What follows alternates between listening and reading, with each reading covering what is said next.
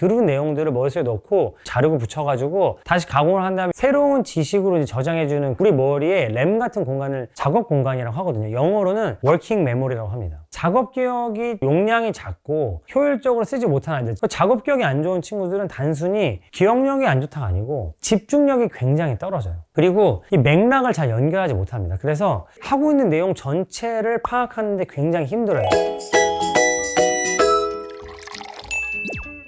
제가 요즘 작업기억 얘기를 많이 하는데요. 제가 아이들을 이렇게 모아놓고 수업을 하다 보면 정말 이 작업기억에 의한 차이가 엄청나게 많이 발생한다는 거를 느낄 수밖에 없어요. 그리고 저도 이제 작업기억이 되게 중요하다 생각은 했는데, 얼마 전에 제 채널에 나오셨던 송영진 교수님께서 수학을 배우는 목적 그 자체 중에 하나가 작업기억이다 얘기하시는 걸 보면서 이게 이렇게까지 중요하구나, 저도 좀 새삼 깨닫게 되는 게 있어서 저도 공부도 더 많이 하고 이제 아이들한테 더 강조도 많이 하게 되는 것 같아요. 그런데 이 작업기억이라는 게 우리가 잘 모르거든요. 이 작업기억이 뭘까? 근데 이게 언급되기 시작한 건 한 20년 정도밖에 되지 않은 것 같아요. 작업기억이라는 게 옛날에는 이 단기 기억이랑 이 작업기억을 좀 혼동해서 썼던 것 같고, 이제는 이 기억을 하는 경로와 방법들이 여러 가지가 있다는 게 이제 그 뇌과학의 발달과 함께 증명이 되면서 조금 더 이제 세분화된 얘기를 하는 것 같아요. 근데 어쨌든 시작은 1950년대부터 나왔던 얘기인데, 1950년대에는 이 단기 기억의 한계가 한 7개에서 9개 정도다 라고 생각을 했던 것 같습니다. 근데 지금은 7개에서 9개를 동시에 기억하는 사람은 거의 없다 라고 생각을 하고, 그건 아마 이제 다른 단기 기억과 이제 동시에 썼을 때 얘기하는 것 같아요. 일반적으로는 어떻게 생각하냐면 초등 저학년들은 2개에서 3개 정도, 그리고 초등 고학년들은 한 3개에서 5개 정도, 그 다음에 많은 사람이 4개, 6개 정도라고 이제 말하는 게 일반적인 것 같아요. 작업 기억이 어떤 차이를 발생시키냐면, 제가 지금 해야 되는 말들을 잠깐 머릿속에 넣거나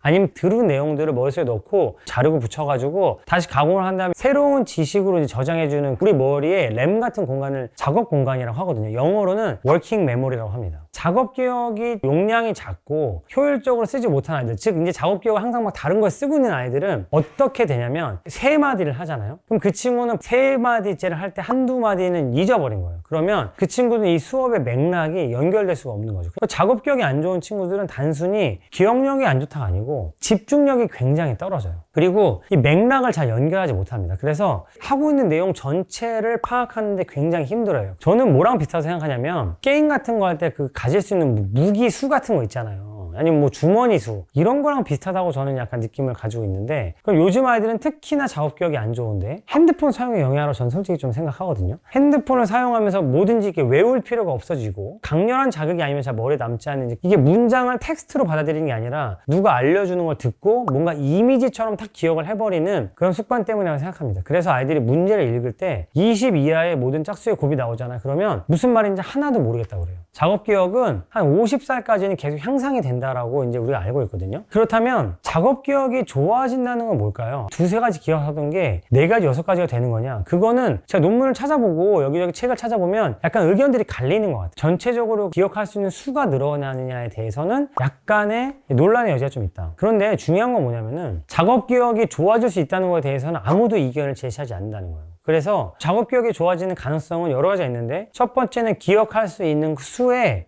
양은 늘어나지 않을지 모르지만 그걸 기억하는 효율 자체는 좋아진다는 겁니다. 그래서 어떤 특정한 거에 대해서 작업 기억을 훈련을 시키잖아요. 그럼 그 특정 영역에 대해서는 작업 기억이 향상이 돼요. 예를 들어서 우리 아들이랑 제가 포켓몬 카드 게임을 가지고 이 메모리 게임을 하잖아요. 그러면 그 게임에 대해서는 작업 기억이 어쨌든 향상이 돼요. 왜냐면 제 생각에는 포켓몬 카드를 기억할 수 있는 작업 기억 용량이 늘어난 것 같지 않거든요. 그런데 제가 논문을 찾아보고 하면 다른 것들과 연상해서 기억할 수 있는 효율성이 올라가는구나 라고 생각을 한다는 거죠. 예를 들면은 제가 3702라는 숫자로 기억하는 게 아니라 370이라는 수를 한 번에 기억하는 효율이 올라가는 거고요. 그 다음에 예를 들면은 어떤 아이들이 이걸 뭉뚱그려서 색깔이 노란 포켓몬이 3개 있었는데 그 중에 첫 번째 거가 여기, 두 번째 거가 여기, 세 번째 거가 여기, 이런 식으로 작업 기억을 효율적으로 사용하게 된다라는 거로 저는 이제 기억하고 있고, 두 번째는 뭐냐면 작업 기억이 쓸데없는 걸로 차 있는 거를 버리는 연습도 필요하다. 다른 것들을 버리고 이 내가 쓸 수 있는 작업 기억을 충분히 이 작업에 활용하는 그 연습도 필요하다. 저는 집중력 훈련이라고 생각을 하는데, 이런 것들이 결국은 필요하고, 이 집중력도 결국은 내가 익숙하고 뭔가 쉽게 다룰 수 있는 영역에서 쉽게 올라간다는 거죠. 결론적으로 말씀을 드리면 이 작업 기억을 올리는 게 공부할 땐 굉장히 중요해요. 제가 자주 드는 예인데,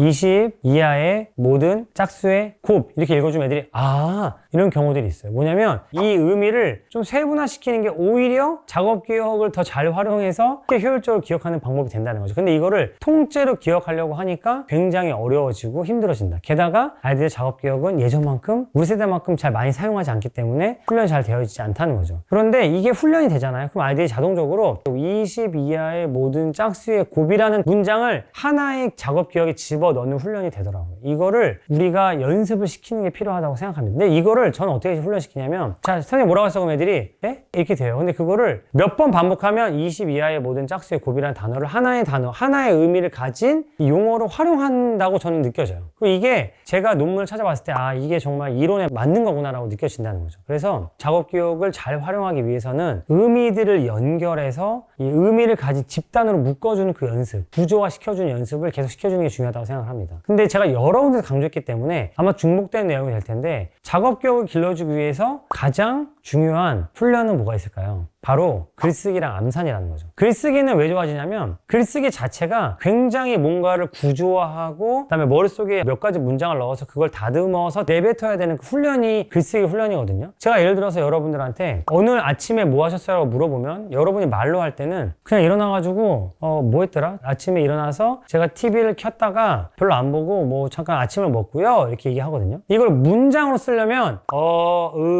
뭐 했더라? 이런 걸 다 빼고 우리가 간결하게 쓰려다 보면 이 문장들을 머릿속에 넣고 그걸 가공을 계속 해야 돼요. 그래서 이걸 예를 들면 아침에 일어나서 TV를 켰지만 보지는 않았고 귤을 먹고 기분이 좋아진 상태에서 책을 읽었습니다 라는 하나의 문장으로 이렇게 만들어내는 그 하나의 구조를 가진 하나의 기억으로 효율화시키는 연습을 충분히 할 수 있다는 거죠. 애들을 학원에서 글쓰기를 시키잖아요. 아이들의 글쓰는 습관 자체가 길어지고 조금 풍부해진다는 거를 한 아이를 쭉 관찰해보면 느낄 수 있습니다. 두 번째가 암산이에요. 수리적으로는 암산을 계속 시켜야 됩니다. 제가 늘 강조하지만 계산을 안 틀리기 위해서 적는 습관은 오히려 아이들한테 작업 기억을 활용하지 않는 습관을 알려준다고 전 생각하거든요. 시험 보는 스킬과는 다르게 늘 암산을 해보고 더 머릿속에서 그걸 처리하려고 하는 그런 트라이를 계속 시키셔야 된다고 생각합니다. 그리고 대신에 그거를 두 가지 이상의 방법으로 생각해서 답을 맞추는 관점을 길러주시면 된다고 생각해요. 제가 아무리 찾아보고 아무리 여기저기 뭐 물어보고 책도 읽어보고 논문을 찾아봐도 작업 기억을 길러주는 방법으로 제일 많이 나오는 거는 글쓰기와 암산이더라. 이거는 꼭 기억하셨으면 좋겠습니다. 정리하면 작업 기억을 기르는 거는 공부에 있어서 굉장히 핵심적인 요소고요. 이게 집중력, 공부 효율과도 연결된다는 걸 꼭 기억하셨으면 좋겠고 작업 기억은 길러진다는 거 그리고 작업 기억을 기를 수 있는 가장 효율적인 훈련은 글쓰기와 암산이라는 거 꼭 기억하셨으면 좋겠습니다.